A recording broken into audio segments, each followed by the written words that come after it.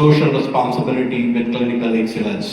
In second phase, we will, while consolidating the new specialties, oncology program will be taken up as a key addition to our. कि आपका hospital पहले से बहुत अच्छे level पे चल रहा था, लेकिन अब उसे नया एक लेवल मिला है और नए तरीके से जो आज इनोग्रेशन किया गया है, क्या कुछ फैसिलिटीज यहाँ पे और अच्छे तरीके से दी जा रही है?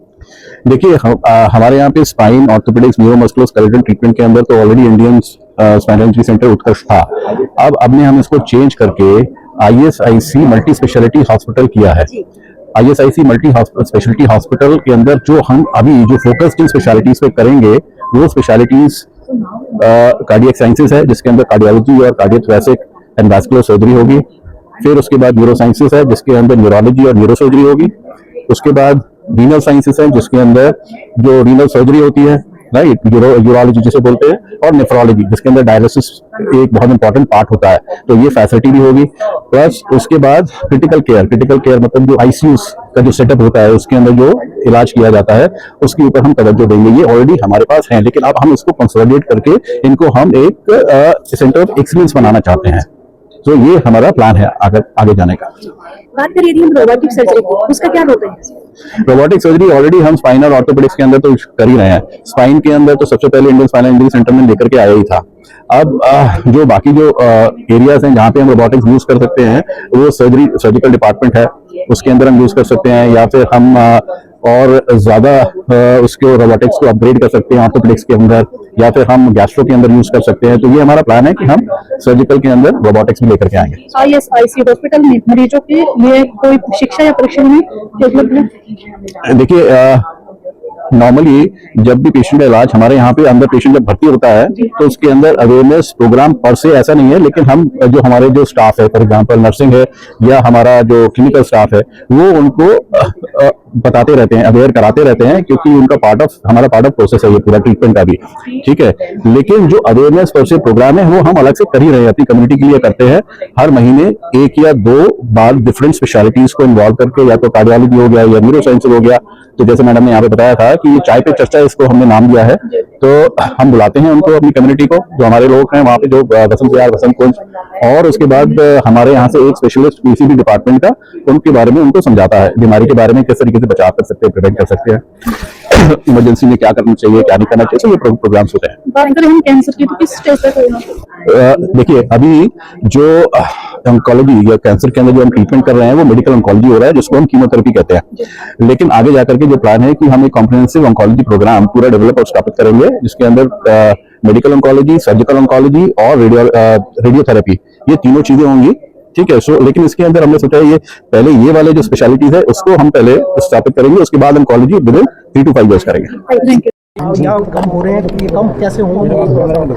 देखिए, पहले स्पाइनल इंजरीज के केसेस बढ़ रहे हैं। In fact OPDs have gone up over the past 2 to 3 years। And पहले होता था कि साउथ इंडिया में पेड़ पे चढ़ के कोकोनट ट्री से फॉल हो जाती थी या छत पे चढ़ के हो जाती है। Now it's more lifestyle and posture that is affecting our spine, and obviously we all know using mobile phones. I'm a live example of it. I have cervical, I have a lower back injury from the gym, I have cervical because of non-stop use of laptop. So बीमारियां तो बढ़ रही हैं, जिस reason क्यों बढ़ रही है वो चेंज हो रहे हैं as per lifestyle. So that's what I can say कि स्पाइनल इंजरीज आर इंक्रीजिंग। और दूसरे इलाज के साथ साथ आप उसको मेंटली ट्रीटमेंट भी देते हैं? जी, इनफैक्ट हमने एक नया प्रोग्राम ISIC में शुरू किया है, अनंतम।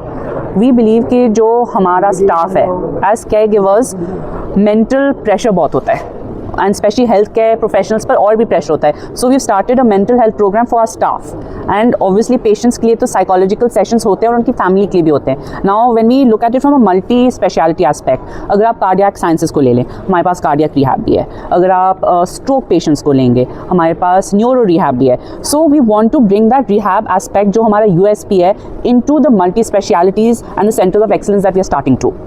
रोबोटिक सर्जरी का भी करेंगे? जी, रोबोटिक सर्जरीज, यस, जैसे मैंने बोला था कि डिजिटाइजेशन इज़ वेरी डायनामिक और वो एवरी सेकेंड डे कुछ ना कुछ नया आ रहा होता है। We want to try something that is tried and tested and established and only then adopt it, because doctors को कन्विंस करने में टाइम लगता है।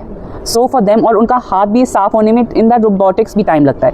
So right now I feel जैसे जो हमारा एक्सपीरियंस रहा है रोबोटिक्स के साथ, the companies are very eager to introduce robotics, but they don't provide enough training to the doctors. So I would recommend that, you know, trainings के लिए the company should provide that as well. And lastly, हम देखते हैं अपने hospital में जो हमारा experience है, there are a lot of patients who want to go the conventional way कि डॉक्टर ही मेरी सर्जरी करेगा वो बेटर है, मैं नहीं चाहता कि कोई रोबोटिक मेरे को काटे या कोई इंसिजन करे. But the future is robotics. As a population we have to accept it as well as a medical fraternity. दूसरा ये एक्सपेंशन कर रहे हैं, उसमें बजट का आपने कितना प्रावधान रखा है? बजट का जैसे मॉम ने बोला था, we believe in being a debt free organisation.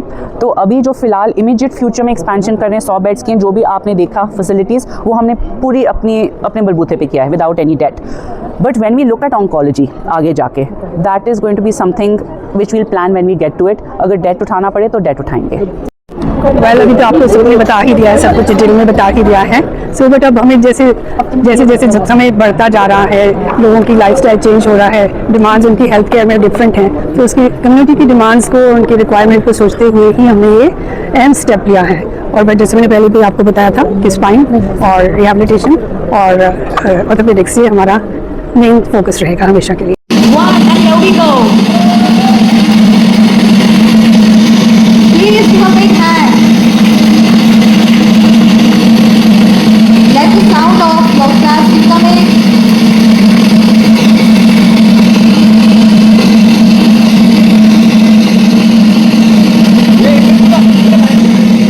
Yes, ma'am, yes. This is indeed a very special moment in the history of ISIC, and we are so fortunate to have you all here to share this with you.